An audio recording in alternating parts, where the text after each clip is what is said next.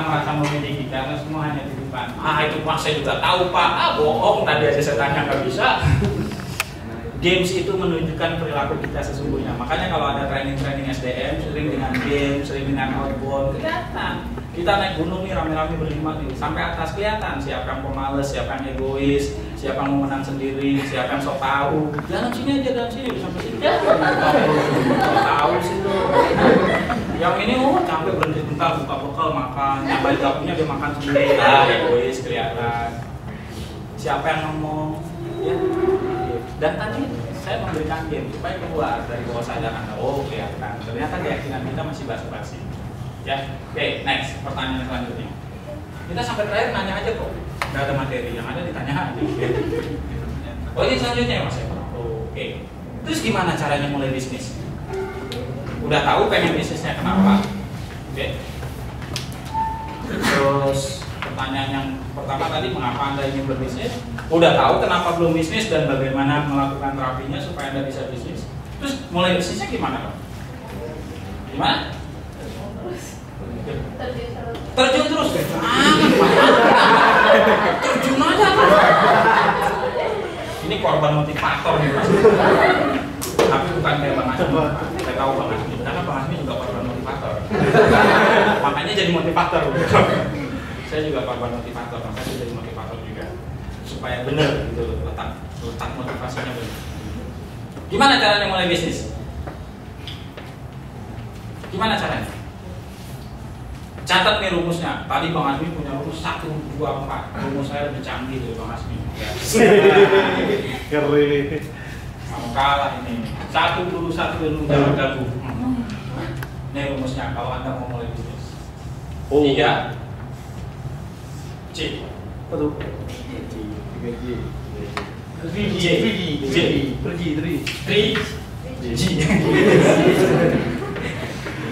Setahun yang lalu ada nih. Apa tuh? Susno 2G. Oh iya, Susno. Ini sekarang Susno 3G. Susno 3G. J yang pertama jual. J yang kedua jual. J yang ketiga jual.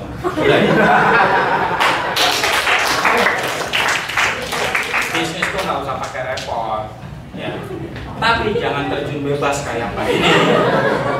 Syarat pertama mulai bisnis adalah udah jual aja. Pak, saya juga tahu bisnis jualan, tapi saya harus jualan apa? Tuh kan, mulai kan, lemot, penasaran. Oke, apa yang harus Anda jual? Apa aja lah, coba lihat. Anda punya hobi nggak? Ada Pak, hobi saya makan. Oke, bisnis kuliner bagus buat Anda. Hobi Anda apa? Saya senangnya traveling Pak. Oke, buka tour and travel. Hobi kamu apa? Saya senangnya tidur Pak. Buka hotel lah.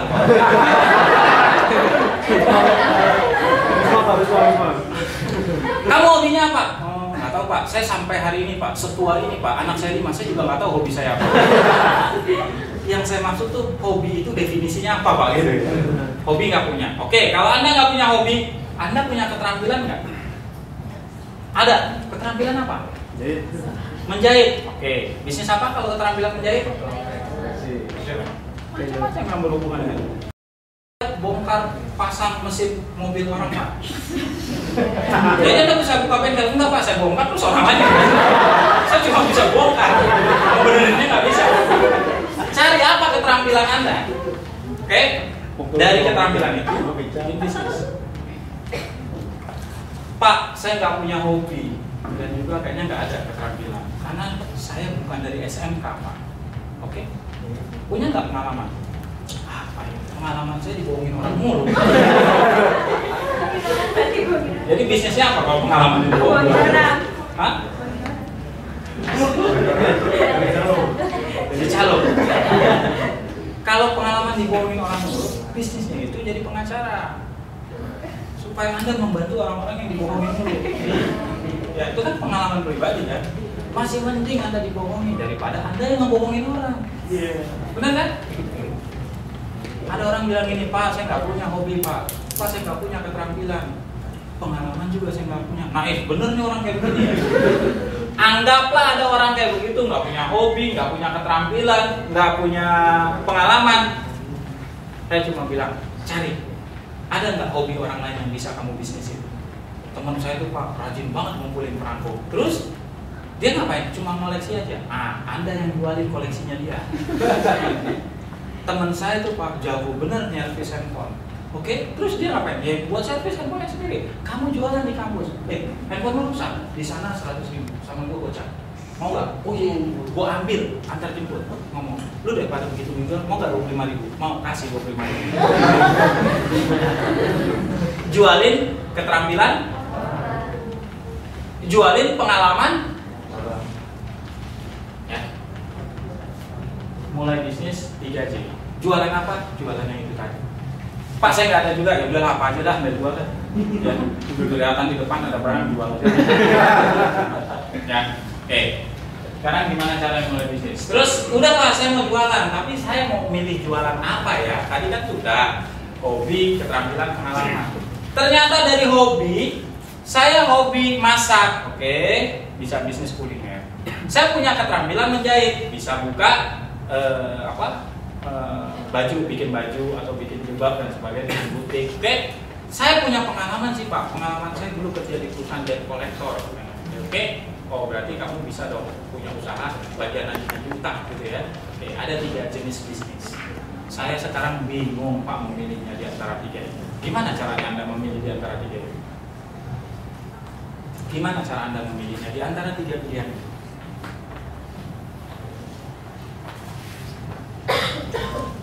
Kalau coach misi training itu paling enak karena materinya sedikit, yang banyak pertanyaan dan bertanya itu dibayar mahal. Bagaimana caranya Anda memilih bisnis dari 3 jenis pilihan? Gimana?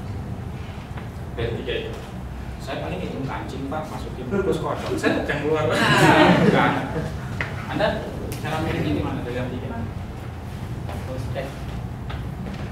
Hitung 1 bolak-balik sampai 100, jatuhnya di mana gitu kan? Bisa nggak apa-apa. Ada lagi? Pilih peluangnya. 3-tiganya punya peluang. Yang lebih prospek sama peluang, berarti 3-tiganya berprospek. Bisnis yang besar yang kita pahami, misalkan seperti menjahit butik ataupun developer, mungkin punya pengalaman di developer, mungkin kita lebih di bisnis itu. Anda kan jago juga, Anda juga paham menjahit. 3-tiganya Anda paham itu. Yang satu hobi Anda, yang satu keterampilan. Yang 3-tiganya aja. 3-tiganya. Tapi sources Anda terbatas, hanya pilih satu. Anda pilihnya mana apa? Yang lebih dominan. Yang lebih dominan. Apa yang dominan? Ya misalkan nggak ada developer itu aja. Misalkan debt collector, Anda pilih itu. Dominannya itu dominan apa? Pengalaman. Dominan pengalaman. Karena di butik Anda belum punya pengalaman. Karena di hobi Anda belum punya pengalaman gitu ya. Jadi yang paling pengalaman saya di debt collector, ya udahlah saya buka usaha debt collector gitu ya. Kan ada benar, nggak ada salah, ini masalah persepsi ya. Oke, mau tahu caranya? Mau tahu nggak? Mau. Kita lanjutkan sebulan yang akan datang.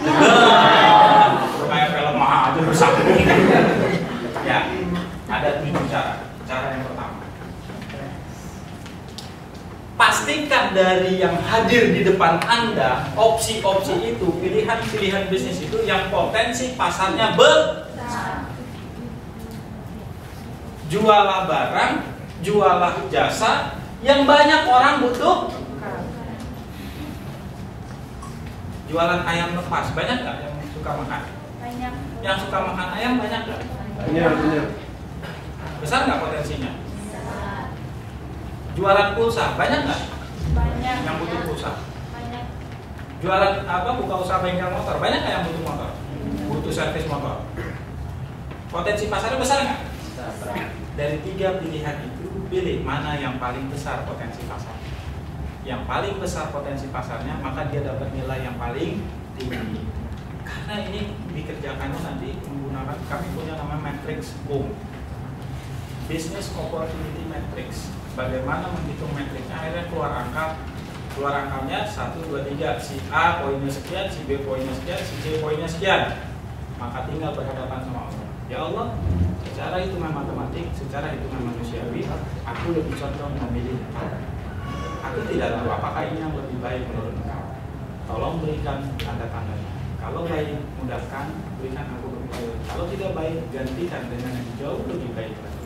Jadi kita nggak belah 5 tahun.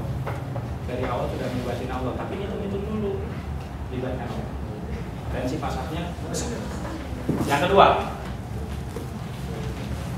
warna apa yang Anda lihat pertama kali? Warna apa yang Anda lihat pertama kali? Merah. Kenapa merah? Beda. Karena beda dari yang lain. Kenapa saya harus makan di rumah makan ini? Kenapa saya harus makan di rumah makan ini? Semua sama-sama ayam, semua sama-sama soto. Maka dari 3 pilihan bisnis yang ada, yang satu butik, yang satu debt collector, yang satu lagi apa tadi? Hobi Anda? Apa? Masak, oke? Keterampilan masak ya. Hobi butik. Balik ya. Keterampilan butik, hobi masak.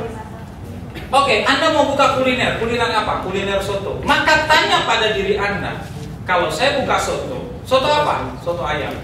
Apa yang membuat orang harus makan di soto ayam Anda dibandingkan dengan soto ayam yang lain? Tanya itu pada diri Anda sendiri. Kalau Anda mau buka butik banyak di Aceh. Apa yang membuat orang harus beli baju di butik Anda dibandingkan butik-butik yang lain?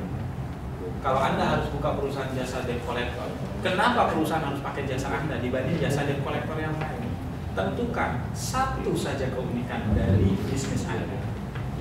Tapi keunikan itu harus yang dibutuhkan oleh customer. Artinya unik dan wah, jadi buka kuliner aja deh. Setelah dihitung potensi pasarnya, saya buka kuliner. Kuliner apa? Ayam goreng. Oke, ayam goreng banyak. Di trotoar udah 9 ayam goreng keluar. Kita buka ayam goreng ke 10 kan. Kalau nggak punya keunikan bisa bersaing nggak dengan yang 9? Yang 9 kata Pak Riki harus unik. Udah Pak, saya unik sekali Pak. Yang 9 ini digoreng dalam keadaan mati. Kami goreng hidup-hidup aja. Unik nggak? Unik nggak? Bisa. Tapi dibutuhkan masyarakat nggak? Enggak. Dibutuhkan konsumen nggak? Jadi jangan asal bikin produk Anda unik, cari juga yang dibutuhkan masyarakat. Ya. Kalau bisnis Anda semakin unik, semakin unggul, semakin berbeda dengan pesaing Anda, kasih poin yang semakin besar. Kalau semakin sama dengan yang lain, kasih poin yang kecil. Nanti Anda jumlahkan, kita anak-anak apa SMA juga bisa ngitung caranya. Anggap aja skalanya sama, skala lingkar. Saya udah tahu banget yang pernah skripsi dari 1 sampai 5 misalnya, atau dari 0 sampai 5. 1 misalnya pakai angka 1 yang paling rendah, 5 yang paling tinggi. Kasih aja nilai kira-kira berapa. Kalau Anda bingung, kebanyakan 1, 2, 3 aja. Asal jangan 1, 2, 4, yang nyambung 1, 2, 4. Karena ada 3 di antaranya. Yang ketiga,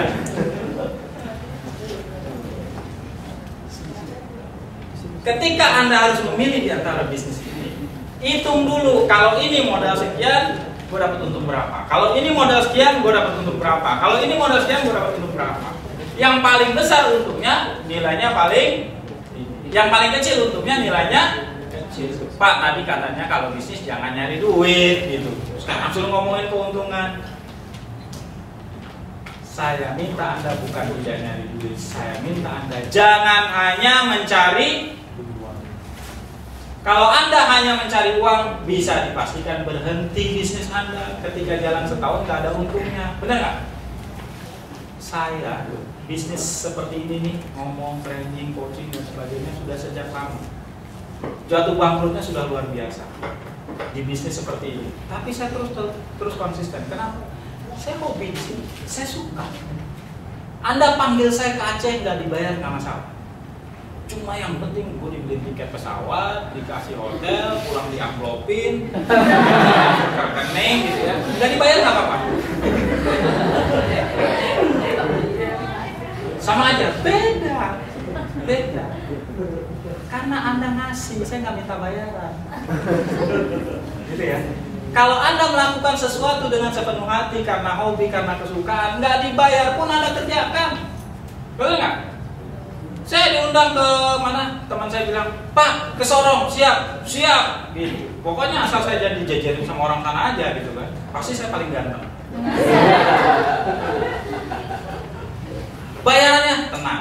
mau bayar yang mahal atau yang murah? Saya bilang. Kalau bayar yang mahal, undang saya sebagai pembicara. Tapi kalau mau bayar yang murah, ayo kita join bisnis sama saya. Anda nggak perlu bayar mahal. Nanti join sama Bang Andri ya bisnis saya. Untuk besar, yang keempat,